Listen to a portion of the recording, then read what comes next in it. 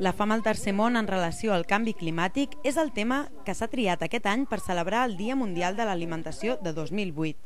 L'enfoc es fa ja que les previsions de la FADE i la OMS que el 2015 es reduís fins la meitat la pobresa mundial i la gent que passa gana no seran possibles per aquestes dates.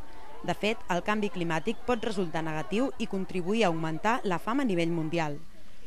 La programació d'avui al voltant d'aquest dia anirà enfocada a possibles solucions d'aquest problema. Algunes de les línies directrives per posar solució a aquest problema poden venir d'un canvi a la utilització de recursos ja existents.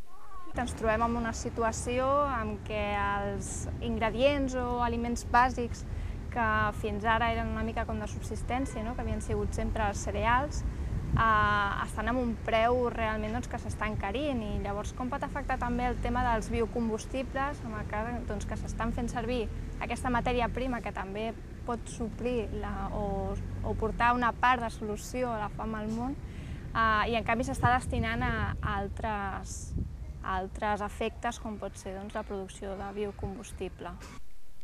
La gran paradoxa es dona en els problemes del primer món. L'epidèmia dels països desenvolupats segueix sent l'obesitat, que cada vegada afecta a més persones, sobretot els més petits. És per això que hi ha pobles ballesans com la Garriga en què s'han fet campanyes de repartició de fruita a les escoles. Sabem que fent una dieta diària de fruites i verdures és un dels millors aports que tenim de sals minerals i de vitamines i de fibra i altres nutrients i substàncies que es van descobrint dia rere dia i que se saben que tenen unes funcions de prevenció de determinades malalties i que de fet són el que ens ajuden o ens estan portant a aquest punt d'intentar allargar l'esperança de vida.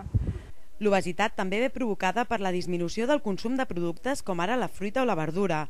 A més, els hàbits alimentaris s'han d'intentar regularitzar i fer com a mínim 4 àpats, molt millor si també es pot fer un mos a mig matí.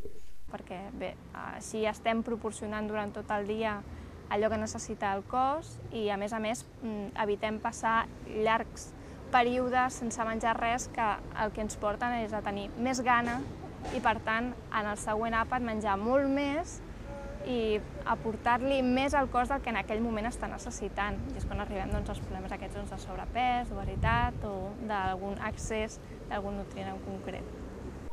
Trobar l'equilibri entre els nostres excessos i la mancança d'aliments del tercer món pot ser una bona solució pels problemes globals. És per això que el Dia Mundial d'enguany ha volgut recordar-nos que encara que no formin part del nostre dia a dia, encara hi ha gent que mor de fam i que nosaltres hi tenim alguna cosa a veure.